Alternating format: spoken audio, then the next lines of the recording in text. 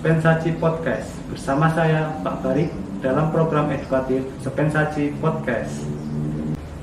Pada episode kali ini kita akan membahas tema tentang berorganisasi. Di sini saya tidak sendiri, sudah hadir bersama saya 3 narasumber yang sangat luar biasa. Yang pertama ada Putri Roro Sukma Ayu. Halo Roro, gimana kabarnya? Alhamdulillah baik Pak. Baik ya. Oke, jadi bagi yang belum tahu, sesuai dengan seragamnya, Roro ini sebagai ketua PMR SMP Negeri 1 Cilongok. Selain aktif di ketua PMR, Roro juga aktif sebagai Dewan Penggalang Putri ya, Roro. Dewan Penggalang Putri. Betul, Pak. Dan juga aktif sebagai pengurus OSIS. Ya, dan kemarin juga Roro sempat memenangi lomba kehumasan tingkat nasional juara 2. Oke, itu ya, itu Roro yang pertama. Yang kedua ada Anisatun Fitriana, panggilannya Anis, betul ya? Iya Pak, betul. Oke, Anis ini sebagai ketua OSIS SMP Negeri 1 Cilongok. Oke. Lalu yang ketiga ada Laila Nurjana. Iya Pak. Laila ini sebagai Dewan Penggalang Putri ya, Pramuka SMP Negeri 1 Cilongok. Dan juga aktif di OSIS ya, Laila. Oke, aktif juga di OSIS dan kemarin menjuarai KOPSI ya, Iya Pak. tingkat kabupaten. Oke, KOPSI itu kompetisi penelitian siswa Indonesia. Iya Pak, benar. Tadi saya sudah memperkenalkan 3 narasumber yang sangat luar biasa ya. Sesuai tema kita pada episode kali ini yaitu organisasi. Kenapa saya membahas tentang organisasi? Karena di dalam sekolah itu kita tidak hanya belajar pelajaran yang diajarkan di sekolah, tapi ada organisasi yang perlu kita ikuti. Karena di dalam organisasi kita dapat mengembangkan potensi dan bakat yang kita miliki. Selanjutnya Pak Guru ingin bertanya kepada 3 narasumber ini. Pertanyaan pertama kepada Roro. Ya. Gini Roro, Pak Guru ingin tanya, kenapa Roro memilih untuk berorganisasi? Kenapa? Alasannya, salah satu alasannya adalah karena saya ingin menambah banyak relasi pertemanan dan juga untuk meningkatkan skill dalam public speaking. Oh iya, oke. Jadi di dalam organisasi kita dapat memiliki banyak teman ya, dan juga relasi, juga melatih untuk berbicara di depan publik, Depan umum. depan umum, seperti itu ya. Oke. Pertanyaan yang sama untuk Anissa. Kenapa Anissa memilih untuk berorganisasi? Baik, alasan saya untuk masuk dunia organisasi tentunya sebelumnya banyak pertimbangan. Karena nantinya juga saya sendiri yang akan menjalankan organisasi tersebut. Entah itu menjadi anggota, ketua, atau apapun itu. Yang pasti sama dengan Roro, yaitu menambah relasi. Karena relasi itu bukan hanya dari segi kita sebagai murid yang normalisasi saja gitu, karena bisa dari organisasi itu sendiri. Dan yang kedua, melatih sikap tanggung jawab, disiplin, dan melatih public speaking juga, seperti itu. Oke, tadi tambahan dari Anissa bahwa dengan organisasi kita bisa melatih tanggung jawab dan disiplin ya. Ya betul Pak. Oke, bagus sekali. Oke. Selanjutnya pertanyaan untuk Laila. Laila ini kan aktif di Pramuka ya. Iya Pak. Lalu pertanyaan untuk Laila. Ini kan sesuai seragamnya ya, Pramuka. Ini kenapa Laila lebih senang memilih Pramuka daripada yang lain? Karena saya berpandangan bahwa Pramuka adalah organisasi yang bisa menciptakan pemikiran yang lebih terbuka dan keluar dari zona nyaman. Jadi membuat pikiran kita lebih terbuka ya, dan kita bisa belajar banyak hal, tidak berada pada zona nyaman gitu ya. Iya. Oke. selama Anissa menjabat sebagai ketua OSIS, program apa saja yang telah dijalankan? Jadi di OSIS itu kegiatan dibagi menjadi dua, ada yang rutin setiap tahunnya, setiap periodenya, dan ada kegiatan yang tergantung dari proker kita masing-masing dari ketuanya. Jadi kita biasa rapat rutin yang diselenggarakan di hari Senin atau Kamis, dan juga kemarin kita sudah melaksanakan LDK, yaitu kepanjangan dari latihan dasar kepemimpinan yang diselenggarakan pada tanggal 17 Oktober 2021. Selain itu juga kegiatan yang mencakup tugas kita sebagai anggota OSIS, kayak misalnya di sekolah kita ini menyelenggarakan kayak infak rutin setiap hari Jumat, dan pastinya yang menjadi petugas itu adalah dari kita OSIS. Dan selain itu di masa pandemi sekarang ini pastinya selalu mematuhi protokol kesehatan yang ketat. Oleh karena itu sekolah kita dengan OSIS bekerja sama untuk setiap jadwal hari pagi kita cek suhu ke siswa-siswi, seperti itu Pak. Dan selain LDK ya pemilos, pemilihan ketua OSIS, insya Allah yang akan diselenggarakan di bulan terdekat. Ya. Oke. Jadi banyak ya program dari OSIS. Itu tadi ada rapat rutin, ada infak hari Jumat.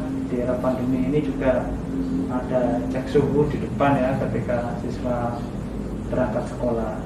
Nah ini bagi adik-adik yang ingin masuk OSIS ini jadi tahu ini program OSIS itu seperti apa. Oh ya Pak, jadi ada tambahan lagi selain yang saya sebutkan tadi, OSIS itu juga menyelenggarakan kegiatan di hari-hari besar seperti Maulid Nabi, Ramadan, lalu Agustusan, Hari Pahlawan, dan lain sebagainya.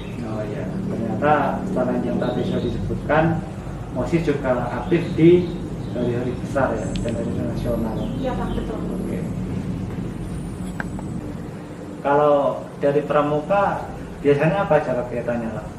Kegiatannya antara lain latihan rutin setiap hari Rabu dan Sabtu, dan lomba-lomba, juga ada perayaan Gapesa dan Gapesa Outdoor Game.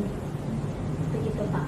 Oh iya, jadi ada latihan rutin ya setiap hari Rabu Sabtu, dan ada Gapesa. Gapesa itu apa panjangannya? Gerakan Pramuka SMP Negeri 1 Cilong. Oh, gerakan pramuka SMP Negeri 1 Cilongo, disingkat Gapesa ya. Iya Pak. Oke. Kalau dari PMR kegiatannya apa aja? Jadi selama saya menjabat menjadi ketua PMR, kami selalu melaksanakan latihan rutin pada hari Rabu, materi tentang kepalang merahan, pertolongan pertama, dan juga perawatan keluarga. Serta kami juga ikut serta Jumbara yang mengadakan PMI. Kabupaten ya. Betul Pak. Oke. Lalu kemarin dengar Pak Guru ini ya jumbaranya ya. Betul Pak. Yang bagian apa? Perlombaan Bagian apa? pidato tentang Pidato HPI. Tentang HPI. Juara harapan 2. Juara harapan 2. Oke.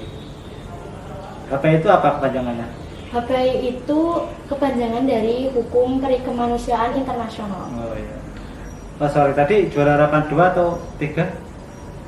Oh iya maaf, 3. 3 ya? Oh iya, kemarin Pak Guru juga dengar juara harapan 3. Oke. Pasti beda ya antara yang cuma sekolah dengan yang sekolah plus ikut organisasi. Nah pertanyaan saya adalah bagaimana cara kalian membagi waktu antara sekolah dan berorganisasi? Siapa dulu yang mau jawab? Boleh saya? Oke, Anissa dulu. Dari saya pribadi, saya mengatur antara dunia organisasi dengan belajar itu membuat to-do list. Karena dengan kita membuat to-do list, kegiatan kita lebih jauh tertata. Jadi di list ya, ditulis mana yang mau didahulukan gitu ya. Itu dari Anissa. Kalau yang lain? Mungkin sedikit tambahan dari saya. Ya. Biasanya saya selalu memprioritaskan kegiatan yang paling penting di hari itu, gitu Pak. Utamakan yang paling penting dari itu Ya, ya. dan juga jangan menunda-nunda pekerjaan itu sih paling dari saya. Jadi kalau ada kerjakan langsung gitu ya, biar nggak menumpuk-numpuk. Oke, kalau dari Ella gimana? Saya sih menyarankan supaya pintar-pintarlah membagi waktu sehingga kegiatan satu dan lainnya tidak saling terganggu. Oke, jadi hampir sama ya, yaitu dengan cara membagi waktu dan menulis mana yang harus diprioritaskan atau didahulukan di hari itu, gitu ya. Betul. Nah, lalu kalian belajar manajemen waktu itu sendiri dari mana? Yang pastinya dari diri kita sendiri dan dari pengaruh organisasi yang kita ikuti. Oke, jadi dari organisasi itu sendiri ya. Betul, Ya Pak. kan? Karena banyak sekali manfaat yang kita dapat dari organisasi. Dan ini dia salah satu Manfaat kita yang dapatkan. Jadi bisa Dapatkan. manajemen waktu, Pak. Gitu. Oke, berarti dari organisasi itu sendiri kalian bisa belajar bagaimana cara manajemen waktu Betul. antara sekolah dan berorganisasi. Betul. Oke. Manfaat apa sih yang kalian dapatkan dari berorganisasi? Ya, mungkin saya ingin jawab, Oh Pak. ya, Lala dulu. Ya, organisasi tentu memberikan manfaat yang sangat besar, terutama meningkatkan kedisiplinan, rasa percaya diri, dan menjawab para anggotanya. Oke, ada yang menambahkan? Tambahan dari saya, Ya. seperti yang saya ucapkan di awal bahwa organisasi itu menambah relasi pertemanan. Dalam saya mengikuti organisasi, teman saya itu jadi banyak gitu. Terus juga saya jadi belajar bahwa di dalam organisasi itu terdapat rasa kekeluargaan yang kuat gitu. Oke, kalau dari Anissa gimana? Kalau dari saya sendiri, selama saya mengikuti dunia organisasi, bergabung dengan dunia organisasi, yang saya dapatkan adalah pastinya mengasah skill public speaking saya, karena dahulunya mungkin belum selancar ini, tapi dengan saya bergabung dengan organisasi, skill public speaking saya jauh lebih baik dari sebelumnya. Selain itu, yang seperti yang sudah disebutkan Roro, relasi dalam organisasi itu sangat bermanfaat bagi kita, Oke. karena kita jadi lebih banyak mengenal teman-teman dari organisasi lain. Seperti itu, Pak. Jadi banyak sekali ya manfaat yang kalian ikuti ketika kalian berorganisasi. Salah satunya tadi ada melatih disiplin, tanggung jawab, juga melatih percaya diri, rasa kekeluargaan baik antara organisasi kita maupun kita jadi mengenal lintas organisasi ya, seperti OSIS jadi mengenal PMR, Pramuka dan sebagainya. Dan juga di dalam organisasi juga dilatih tentang public speaking. Ya, itu juga sangat penting untuk melatih ketika kita berbicara di depan umum. Seperti itu ya. Menurut kalian nih, di dalam sebuah organisasi public speaking itu penting nggak sih? Penting banget, Pak. Penting Menurut banget, saya ya? itu amat sangat penting, Pak. Yes, betul, karena public speaking ini tuh bukan hanya di dunia organisasi, karena bisa di kehidupan kita sehari-hari. Contohnya kayak misalnya di sekolah kan ada tugas presentasi nih. Iya, betul Jadi sekali. kalau presentasi itu bukan hanya dinilai dari materi yang kita bawakan, tapi dari pembawaan kita saat menyampaikan presentasi tersebut. Oke, seperti itu ya. Jadi memang public speaking itu penting untuk melatih kita berbicara di depan umum. Seperti tadi ya, presentasi di depan bukan hanya dinilai dari materi yang kita sampaikan, tapi bagaimana kita cara ngomong di depannya itu, intonasi, ya, atau harus cepat atau pelan, gitu kan? Nah itu memang sangat penting sekali ya public speaking di dalam organisasi. Menurut kalian nih, pemimpin yang baik di dalam sebuah organisasi itu yang seperti apa? Yang pastinya pemimpin yang memiliki rasa tanggung jawab yang besar, adil, jujur, disiplin, dan mampu mengemban anggotanya dalam mewujudkan visi misi bersama. Oke. Kalau dari Nela? Ya, kalau menurut saya, pemimpin yang baik adalah pemimpin yang bertanggung jawab atas hak dan kewajibannya dalam memimpin suatu organisasi. Sarah mau nambahin?